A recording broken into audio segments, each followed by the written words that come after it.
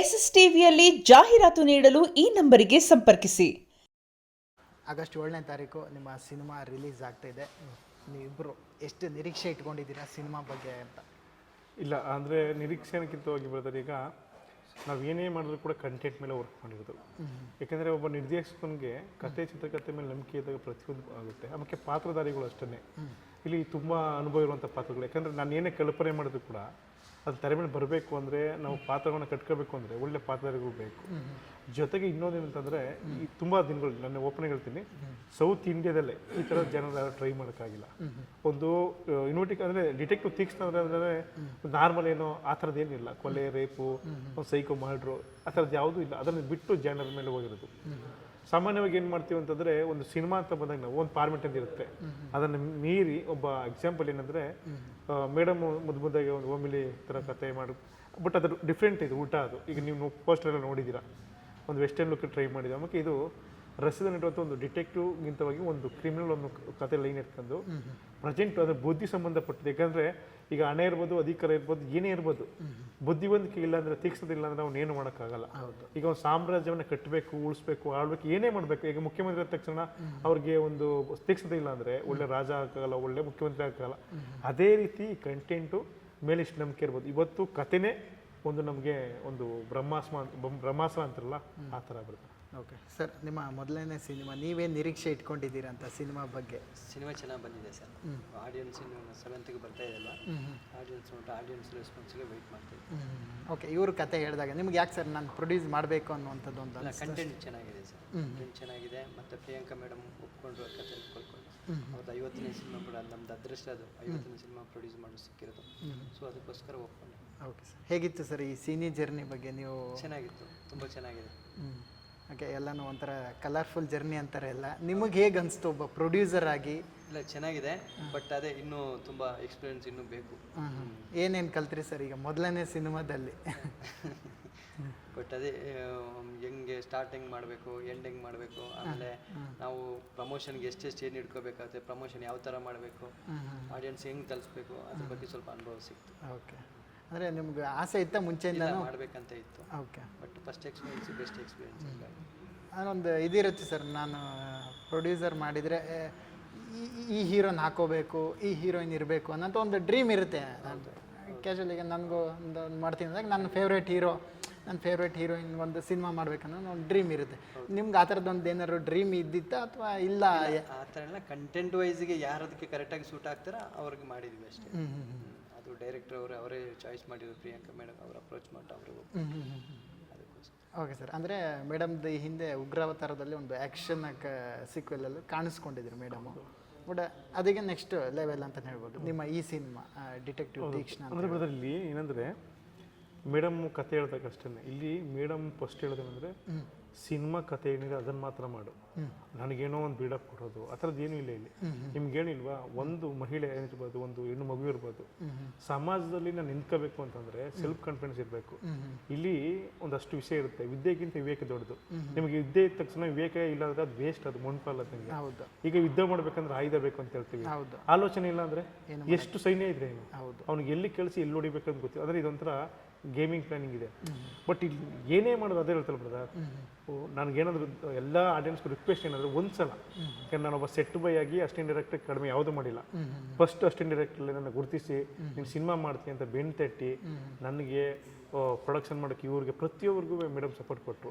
ನಾನು ಇವತ್ತು ಹೇಳ್ತೀನಿ ಸೆಟ್ ಬೈ ನಾನು ಆ್ಯಕ್ಚುಲಿ, ಯಾಕಂದರೆ ಸೆಟ್ ಬೈ ಆಗಿ ಇವತ್ತು ಒಂದು ಸಿನಿಮಾನ ಒಬ್ಬರು ನೋಡಿ ಎಕ್ಸಾಂಪಲ್ ನೋಡಿ, ಈಗ ನಾನೊಬ್ಬ ಎಲ್ಲ ಸೆಟ್ಟಾಗಿ ನೋಡ್ತಾಯಿದ್ರು, ಇವನೊಬ್ಬ ಡೈರೆಕ್ಷನ್ ಮಾಡ್ತಾನೆ, ಡೈಲಾಗ್ ಯಾವುದೊಂದು 3 ಸೀನ್ ಬರ್ದಿದ್ದೆ, ಇವ್ನು ಏನೋ ಮಾಡ್ತಾನೆ, ನಮಗೆ ಒಂದು 3 ದಿನ ಡೈರೆಕ್ಟಿಗೆ ಗೆಲ್ತಿಸೋದಕ್ಕೆ ನಾನು ಸ್ವಲ್ಪ ಸಣ್ಣ ಪುಟ್ಟ ಶಾರ್ಟ್ಸ್ ಮೇಕಿಂಗ್ ಮಾಡಿದೆ ಅಂತ ಗುರುತಿಸಿ ಕೊಡೋದಿದೆಯಲ್ಲ, ನಾವು ಯಾವಾಗಲೂ ಚಿರಋಣಿಯಾಗಿರಬೇಕು. ಮುನಿ ಪ್ರಸನ್ನ ಸರ್ ಅವರ ಇದ್ರು ಕೂಡ ರಿಲೀಸ್ ಮಾಡಿ ಅಂತ ಹೇಳಿದ್ದಾರೆ. ಇವರು ಹೋರಾಟ ಮಾಡ್ತಾ ಇದ್ದಾರೆ. ನಿಮಗೆ ಗೊತ್ತು, ಇಲ್ಲಿ ನೋಡಿ ಉಮೇಶ್ ಅವರು ಸಪೋರ್ಟ್ ಮಾಡ್ತಾ ಇದ್ದಾರೆ, ನೀವು ಕೂಡ ಬಂದು ಸಪೋರ್ಟ್ ಮಾಡ್ತಾ ಇದ್ದೀರಾ, ಪ್ರತಿಯೊಬ್ಬರು ಸಪೋರ್ಟ್ ಮಾಡ್ತಾ ಇದ್ದೀರಾ.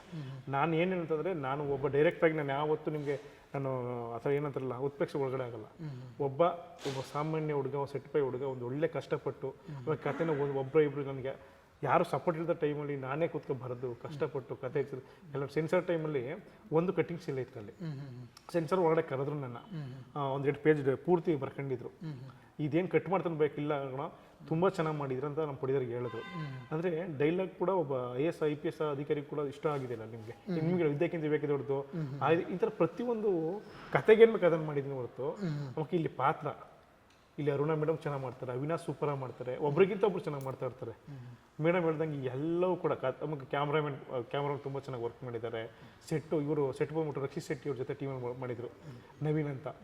ಪ್ರತಿ ನಾವು ಶೂಟಿಂಗು 71 ದಿನಕ್ಕೆ ಅವ್ರು ಪ್ಲಾನಿಂಗ್ ಕೊಟ್ಟಿತ್ತು. ನಾನು 30 ಗಂಟೆ ಶೂಟಿಂಗ್ ಮುಗಿಸಿದ್ದೀನಿ. ಅಂದರೆ ಪ್ಲ್ಯಾನಿಂಗು ಅಂದರೆ ಎಲ್ಲರೂ ಅಷ್ಟು, ಒಬ್ಬ ಆರ್ಟಿಸ್ಟ್ ನಮ್ಗೆ ಯಾರು ತೊಂದರೆ ಕೊಟ್ಟಿಲ್ಲ ಇದರಲ್ಲಿ.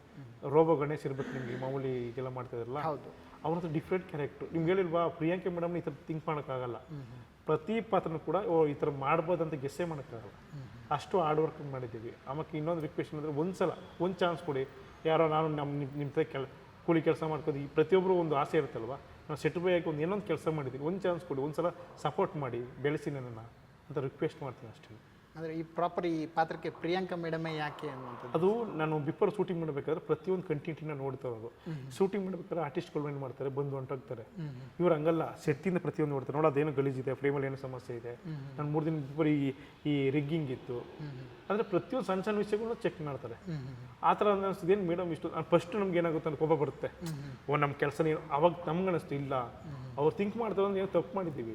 ಅವಾಗ ಅನಿಸ್ತು ಓಹೋ ಇಲ್ಲ ಇವ್ರಿಗೆ ಸಖತ್ ಶಾರ್ಪ್ ಇದೆ ಅಂತಂದರೆ ಅಂತ ಅಂದ್ಬಿಟ್ಟು ಹೋದೆ. ಅದಾದ್ಮೇಲೆ ಒಂದು ಕಂಟೆಂಟ್ ಮಾಡ್ಕೊಬಿಟ್ಟು ಅದೇ ನಿಮ್ಗೆ ಡ್ರೆಸ್ಸಿನ ಒಂದು ಘಟನೆ ನಡೆದಿದ್ದು, ಒಂದು ಮಹಿಳೆ ಹೋದ್ರು, ಒಂದು ಮಾಮೂಲಿ ರಿಯಲ್ ಡಿಟೆಕ್ಟಿವ್ ಒಂದು ಹೋರಾಟ ಮಾಡಿದ್ದು, ಒಂದಷ್ಟು ವಿಷಯಗಳು ನಮ್ಮ ಸುತ್ತಮುತ್ತಲೇ ಇರ್ತದೆ. ಅದ್ಭುತವಾದ ಕಥೆಗಳು ನಾವೇನು ಮಾಡ್ತೀವಿ ಅದನ್ನು ಗುರುತಿಸಲ್ಲ, ನಾವು ಬೇರೆ ಎಲ್ಲ ಹೋಗ್ತೀವಿ, ಬೇರೆ ಬಸ್ಸಿಗೆ ಮಾತಾಡ್ತೀವಿ. ಅದನ್ನು ನಾನು ಪ್ಲ್ಯಾನ್ ಮಾಡ್ಕೊಂಡು ಕಥೆ ಹೇಳಿದಾಗ ಡಿಟೆಕ್ಟಿವ್ ತೀಕ್ಷ್ಣ ಅಂತ ಸಿನಿಮಾ ನಾನು ಕ್ಯಾರೆಕ್ಟರ್ ಮಾತ್ರ ಹೇಳಿದ್ದೆ ಅಷ್ಟೇ, ಟೈಟಲ್ ನಂದಲ್ಲ. ಉಪ್ಪಿ ಸರ್ ಏನು ಮಾಡೋದು, ಇಲ್ಲ ತೀಕ್ಷ್ಣ ಸೂಪರ್ ಆಗಿದೆ, ಚೆನ್ನಾಗಿದೆ ಅಂತ ಅಂದ್ಬಿಡು. ಅದನ್ನು ಮೇಡಮ್ ಕಾಲ್ ಮಾಡಿದ್ರು, ಅದನ್ನ ಹೋಗಿ ರಿಜಿಸ್ಟ್ರೇಷನ್ ಮಾಡಿಸು ಅಂತ. ಇವ್ರಿಗೂ ಕೂಡ ಹೇಳಿದೆ.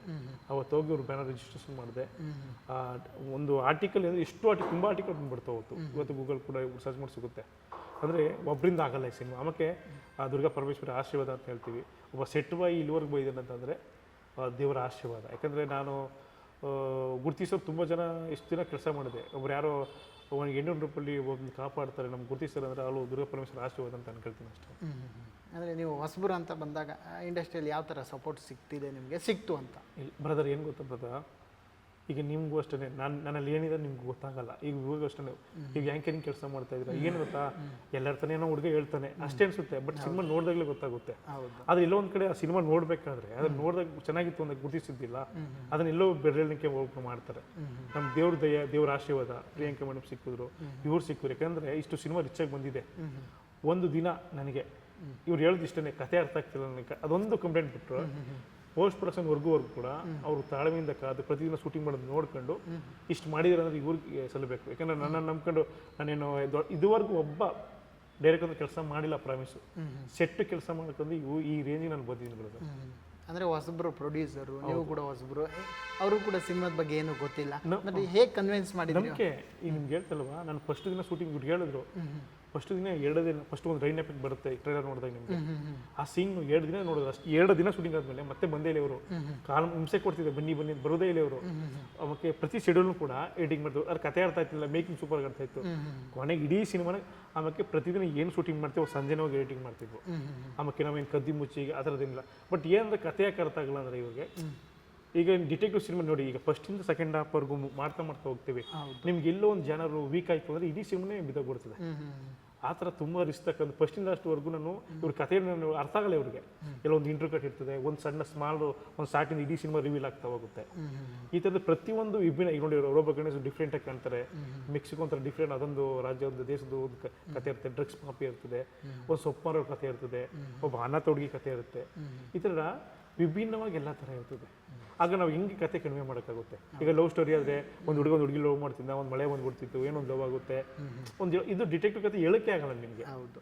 ಹಾಗಾಗಿ ಇದನ್ನು ಇಡೀ ಸಿನಿಮಾ ಹೊರಲಾಗಿ, ಅವಾಗ ನಾನು ಒಬ್ಬರಿಂದ ದೇವರಣವಾಗಿಲ್ಲ, ಪ್ರತಿಯೊಬ್ಬರು ಕ್ಯಾಮ್ರಾಮನ್, ಎಡಿಟರ್ ಇರ್ಬೋದು, ಪ್ರೊಡ್ಯೂಸರ್ ಇರ್ಬೋದು, ಎಲ್ಲರೂ ಈಗ ನೋಡಿ ಪ್ರಮೋಷನ್ ಎಲ್ಲ ಕೂಡ ಕೋಡಿರೇಕ್ಟರ್ ಕೌಶಿಕ್. ನಾನು ಡೈಲಾಗ್ ತುಂಬ ಬರೀತ್ಬಿಡ್ತಿದೆ, ಅವ್ರು ಬಂದು ಕರೆಕ್ಷನ್ ಮಾಡ್ತಿದ್ರು. ಇದುವರೆಗೂ ಒಂದು ಸಿನಿಮಾ ಸ್ಟಾರ್ಟ್ ಆಗಿ ಎಷ್ಟೇ ಕಷ್ಟ ಬಂದರೂ ಕೂಡ ಎಡಿಟ್ರು ಮತ್ತು ಕೌಶಿಕ್ ಇವರಿಬ್ಬರು ನನಗೆ ಜೊತೆಲಿ ನಿಂತ್ಕೊಂಡು, ಕ್ಯಾಮ್ರಾಮನು ಅಷ್ಟೇ ಎಲ್ಲ ಸಪೋರ್ಟ್ ಮಾಡಿ, ಸೆಟ್ಟು ಆಡಿ ಅವರು ಅಷ್ಟೇ ಅವ್ರ ಜೊತೆ. ಯಾಕಂದರೆ ಸೆಟ್ ಅವರಿಂದ ನಿಮಗೆ ಯಾವ್ದು ಇಷ್ಟ ಅಂದ್ರೆ ಸೆಟ್ ಇವಾಗಲೂ ಅಷ್ಟೇ ಸೆಟ್ ಇಷ್ಟ. ಯಾಕಂದರೆ ಅದರಿಂದ ಬಂದಿದ್ದೀನಿ, ಅದು ಕೂಡ ಇಷ್ಟ ನನಗೆ. ಎಲ್ಲೋ ಒಂದು ಕಡೆ ಸೆಟ್ ಕೆಲಸ ಮಾಡಿ ಇವತ್ತು ಈ ಸಿನಿಮಾ ಚೆನ್ನಾಗಿ ಬಂದಿರೋ ಕಾರಣ ಆ ಸೆಟ್ ಕೆಲಸ. ಓಕೆ ಸರ್, ಅಂದರೆ ನಿಮ್ದು ಫಸ್ಟ್ ಕನಸಿನ ಕೂಸು ಅಂತಲೇ ಹೇಳ್ಬೋದು. ಇವಾಗ ಆಗಸ್ಟ್ 7ನೇ ತಾರೀಕು ಸಿನಿಮಾ ರಿಲೀಸ್ ಆಗ್ತಿದೆ, ಆಡಿಯನ್ಸ್ಗೆ ಏನು ಹೇಳಕ್ಕೆ ಇಷ್ಟಪಡ್ತೀರಾ ಅಂತ? ಸರ್, ಒಂದು ಕೈ ಮುಗಿದ ರಿಕ್ವೆಸ್ಟ್, ಒಂದು ಚಾನ್ಸ್ ಕೊಡಿ. ನಾನು ಈ ಅದ್ಭುತ ಮಾಡಿದೆ ಅಂತ ಹೇಳ್ತಾ ಇಲ್ಲ, ಒಂದು ಸಲ ಒಂದು ಯಾರೋ ಒಬ್ಬ ನಿಮ್ಮ ಜೊತೆಲಿ ಇರುವಂಥ ಹುಡುಗ ಇಷ್ಟು ವರ್ಷ ಕಷ್ಟಪಟ್ಟು ಸೆಟ್ ಕೆಲಸ ಮಾಡಿ ಬದುಕ್ತಾ ಇದ್ದೀನಿ, ಈಗ ಮತ್ತೆ ಹಳ್ಳಿ ರೈತ ನಿಮಗೆ ಮತ್ತೆ ಏನಂತಾರೆ ಒಂದು ಚಾನ್ಸ್, ಒಂದು ಸಲ ಥಿಯೇಟ್ರಿಗೆ ವಿಸಿಟ್ ಮಾಡಿ. SS TV ಸಿನಿಮಾ ಜಗತ್ತಿನ ಕ್ಷಣ ಕ್ಷಣದ ಸುದ್ದಿಯೊಂದಿಗೆ.